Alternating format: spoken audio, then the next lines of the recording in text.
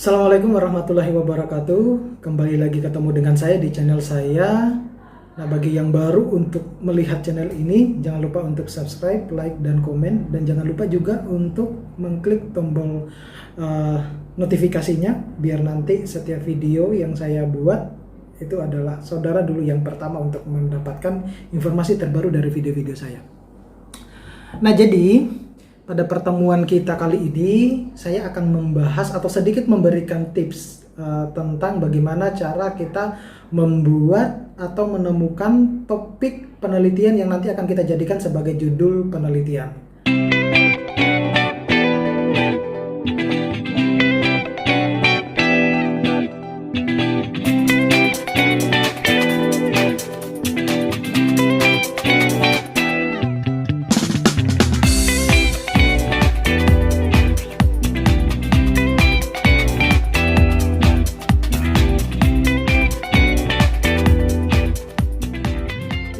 Beberapa permasalahan yang seringkali timbul di benak mahasiswa, ini seringkali timbul permasalahan yang klasikal, di mana mereka seringkali terjebak di dalam menyusun atau membuat judul penelitian yang akan kemudian dijadikan sebagai proposal penelitian ataupun tugas akhir penelitian. Nah, saya akan memberikan beberapa tips terkait dengan bagaimana kita membuat topik penelitian ataupun judul penelitian yang baik, ya bisa di ACC lah oleh dosen pembimbing. Jadi begini, saya mendapatkan banyak notifikasi dari ada yang komen di channel YouTube saya. Jadi pada video saya yang berjudul tentang bagaimana kita membuat proposal penelitian itu dengan baik. Ini khusus untuk mahasiswa ya. Membuat proposal penelitian dalam waktu yang singkat mungkin, ya, dalam waktu yang cepat dan sesingkat mungkin. Itu Anda bisa ngecek di bagian atas ini, ya. Nanti untuk yang video yang tersebut. Nah, kali ini saya akan memberikan beberapa tips bagaimana kita membuat topik permasalahan yang kemudian akan menjadi judul penelitian. Permasalahan yang sangat klasik bagi mahasiswa, seringkali mereka ketika sudah dihadapkan pada semester 7, di mana mereka sudah harus membuat judul penelitian ataupun harus membuat proposal penelitian, mereka seringkali bingung kira-kira judulnya apa ya. Menghadap ke dosen pun itu tanpa konsep, mereka kadang bingung dan menanyakan ke dosennya, saya belum punya judul. Nah, itu sebenarnya permasalahan-permasalahan yang bisa dikatakan tidak terlalu rumit karena mereka berangkatnya salah. Jadi tips ini saya akan memberikan biar saudara itu paham bagaimana kita harus membuat judul yang baik, kemudian topik penelitian yang baik. Yang pertama adalah jangan dulu mencari judulnya, ya, jangan membuat judulnya dulu. Jadi kita harus berangkat dulu dengan tidak membuat judul. Loh, kok bisa kita tidak bisa membuat judul? Lah iya, karena judul yang harus kita buat itu harus mengandung masalah. Oleh karena itu, tips yang kedua adalah saudara harus mencari permasalahan yang kemudian nanti akan diutarakan atau ditulis dalam sebuah judul penelitian ataupun proposal penelitian. Dari mana kita dapat menemukan judul permasalahan ataupun permasalahan yang kemudian kita akan jadikan atau kita kembangkan menjadi judul penelitian? Kita harus menemukan fenomena-fenomena, ya, kejadian-kejadian yang biasanya tidak terjadi atau kejadian yang tidak semestinya atau tidak terjadi seperti biasanya. Nah, itu fenomena-fenomenanya. Contohnya misalnya begini. Kalau Anda misalnya berangkat dari saya tidak memiliki judul ataupun saya belum memiliki judul, itu adalah suatu permasalahan kenapa saudara tidak memiliki judul. Nah, itu padahal judul itu ya banyak, memang tidak dijual belikan ya judul ataupun tidak dibuang-buang begitu saja. Hanya saja kalau saudara sudah menemukan permasalahan, maka itu jauh lebih gampang saudara sudah bisa menemukan topik permasalahan ataupun topik yang akan kalian tulis di dalam sebuah judul penelitian. Oleh karena itu berangkat dari sebuah masalah atau mencari permasalahan. Nah, cara paling gampang untuk mencari sebuah masalah itu adalah selalu diutarakan dalam bentuk pertanyaan, ya, selalu diutarakan dalam bentuk pertanyaan. kenapa demikian, mengapa kok bisa begini, ya, kenapa dia bisa begitu. Nah, itu selalu diutarakan di dalam sebuah pertanyaan. Jadi judul itu sebenarnya letaknya di bagian terakhir. Yang pertama adalah kita harus mencari masalah dulu, kemudian merumuskan masalah, kemudian ada tujuannya, baru menghasilkan sebuah judul. Nah, di situ. Jadi tidak berangkat dari sebuah judul dulu. Kalau saudara berangkat dari sebuah judul, kemudian berhadapan dengan dosen pembimbingnya, itu pasti akan ditanyakan bahwa berangkat permasalahannya di mana judul ini. Nah, itu kalau saudara tidak paham dengan dari mana judul ini berangkat, ya, atau permasalahan apa yang ada di dalam judul tersebut, maka saudara sudah pasti akan salah, ya, karena berangkatnya sudah salah. Jadi harus dipastikan bahwa kita harus mengetahui dulu permasalahannya.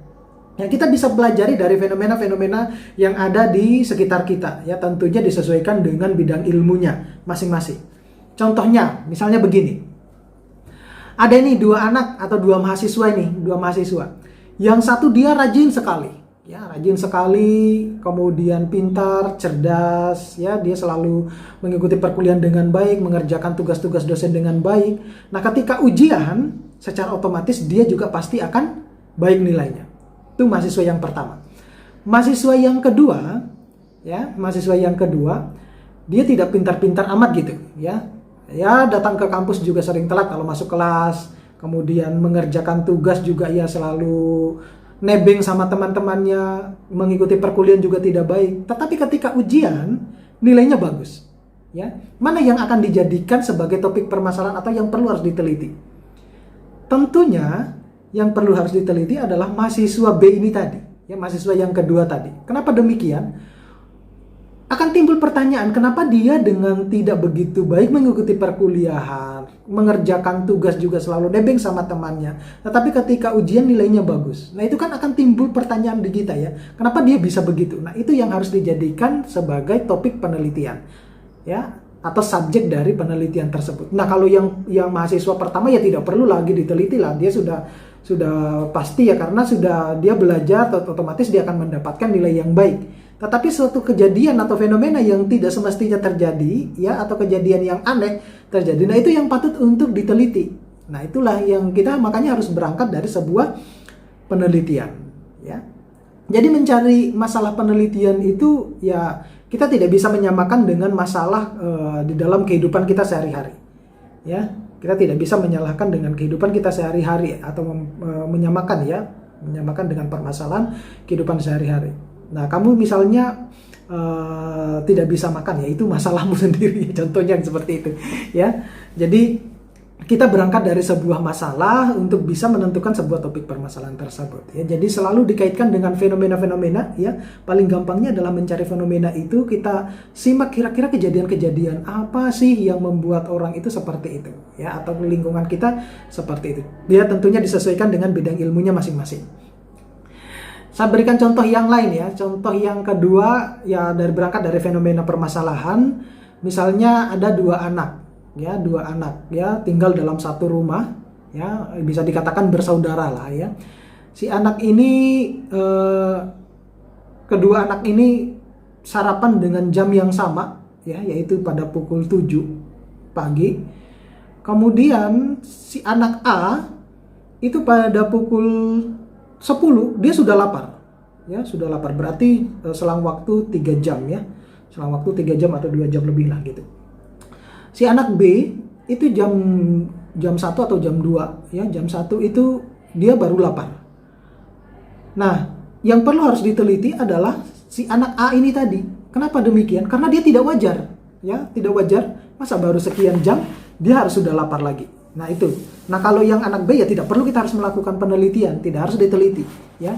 Normal itu, ya, normal. Nah, jadi berangkat dari sebuah fenomena kejadian yang tidak wajar ini tadi, nah kita itu bisa menjadikan sebagai topik penelitian.